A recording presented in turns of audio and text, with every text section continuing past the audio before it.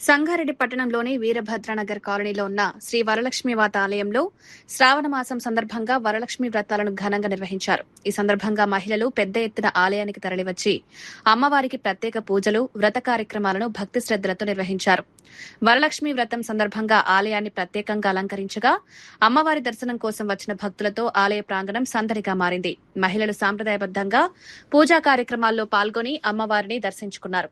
శ్రీ వరలక్ష్మి మాత భక్తులు కోరిన కోరికలను నెరవేర్చే ఇలవేల్పుగా ప్రసిద్ధి చెందారని ఆలయ పూజారి తెలిపారు. ప్రతి ఏడాది శ్రావణ మాసంలో జిల్లాలోని నలుమూలల నుంచి భక్తులు పెద్ద సంఖ్యలో ఆలయానికి తరలివచ్చి అమ్మవారిని దర్శించుకుని పూజలు నిర్వహిస్తామన్నారు. గత 23 సంవత్సరాలుగా వరలక్ష్మి మాత ఆలయంలో ఈ పూజా కార్యక్రమాలు కొనసాగుతున్నాయని తెలిపారు. ప్రతి సంవత్సరము వరలక్ష్మి వ్రతాల రోజు ప్రత్యేక పూజలు జరుగుతాయి. రామాచారి పంతులు గారు ప్రత్యేకంగా పూజలు జరిపిస్తారు. చుట్టుపక్కల వాళ్ళు కాకుండా సంగారెడ్డి వాళ్ళు, ఇంకా చిన్న పక్క గ్రామాల వారు కూడా అందరూ వస్తారు. విశేషంగా పూజలు జరుగుతాయి.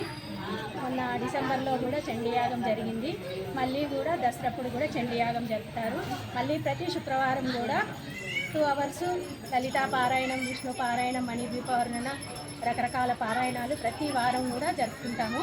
మళ్ళీ లాస్ట్ శుక్రవారం రోజు అన్నదానం జరుగుతుంది. ఇక్కడ ప్రతి నెల లాస్ట్ శుక్రవారం అన్నదానం జరుగుతుంది. చాలామంది భక్తులు వస్తారు పెద్ద సంఖ్యలో. మళ్ళీ పంతులు గారు ప్రత్యేక హారతులు కూడా ఇస్తారు. 1 లక్ష క్రితం జరిగింది. ఆషాఢ మాసంలో కూడా శాకాంబరి అమ్మవారుగా కూడా ప్రత్యేక అలంకరణలో అమ్మవారు దర్శనమిస్తారు. మళ్ళీ అమ్మవారు పొంగు బంగారం, మనం ఏదైనా కోరుకుంటే ఖచ్చితంగా నెరవేరుతుంది. అందుకే చాలామంది కూడా భక్తులు వస్తూ ఉంటారు. గుడి కూడా దినాభివృద్ధిగా బాగా చెందుతుంది. ఈ 1 ఇయర్ నుండి అయితే చాలా అభివృద్ధి చెందుతుంది. భక్తులు కూడా చాలామంది విశేషంగా వస్తున్నారు.